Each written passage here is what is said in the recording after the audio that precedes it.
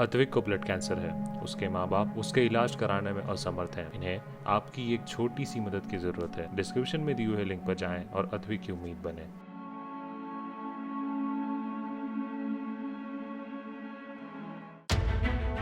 देश में पेट्रोल और डीजल की कीमत आसमान छूती जा रही है। इस सप्ताह के पहले दिन सोमवार यानी 7 जून को भी पेट्रोल डीजल ने आम आदमी को झटका दे दिया। देश भर के कई शहरों में पेट्रोल का भाव 24 से 28 पैसे और डीजल का भाव 26 से 28 पैसे प्रति लीटर तक महंगा हुआ।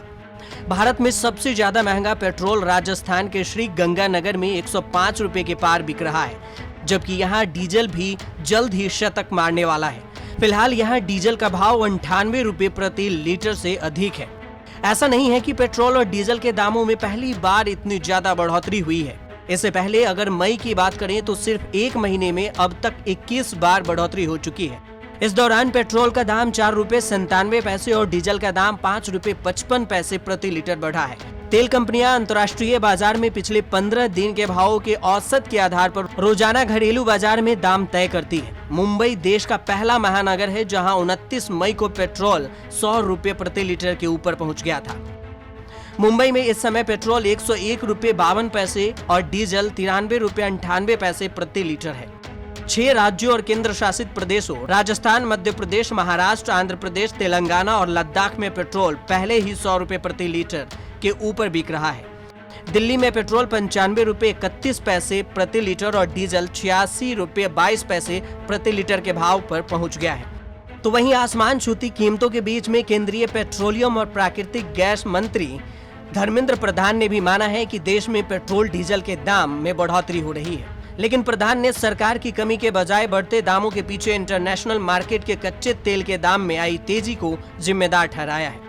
उन्होंने साफ कहा है कि पेट्रोल डीजल को जीएसटी के दायरे में लाने के बारे में कोई भी फैसला जीएसटी परिषद को लेना चाहिए। बता दें कि अब तक पेट्रोल और डीजल को जीएसटी के दायरे से बाहर रखा गया है। माना जा रहा है कि पेट्रोल डीजल को जीएसटी के दायरे में लाने से इनके दाम में कमी आ सकती है। तो आखिर क्यों होती है पेट्रोल और डीजल के दामों में बढ़ोतरी, यह जानना भी बेहद जरूरी है। हालांकि इसकी कई वजह हैं। पहला कि भारत अपनी कुल जरूरत का 80% तेल आयात करता है।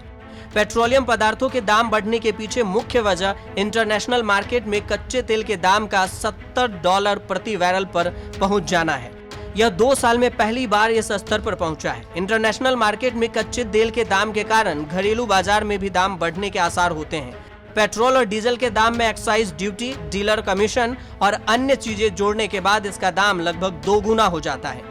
अगर केंद्र सरकार की एक्साइज ड्यूटी और राज्य सरकार का वैट हटा दें तो डीजल और पेट्रोल का रेट लगभग 27 रुपए लीटर रहता है।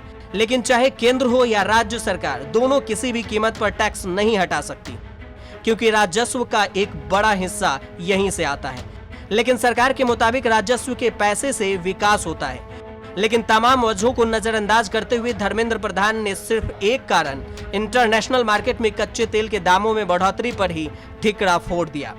दरअसल विदेशी मुद्रा दरों के साथ अंतर्राष्ट्रीय बाजार में क्रूड की कीमत के आधार पर रोज पेट्रोल और डीजल की कीमतों में बदलाव होता है।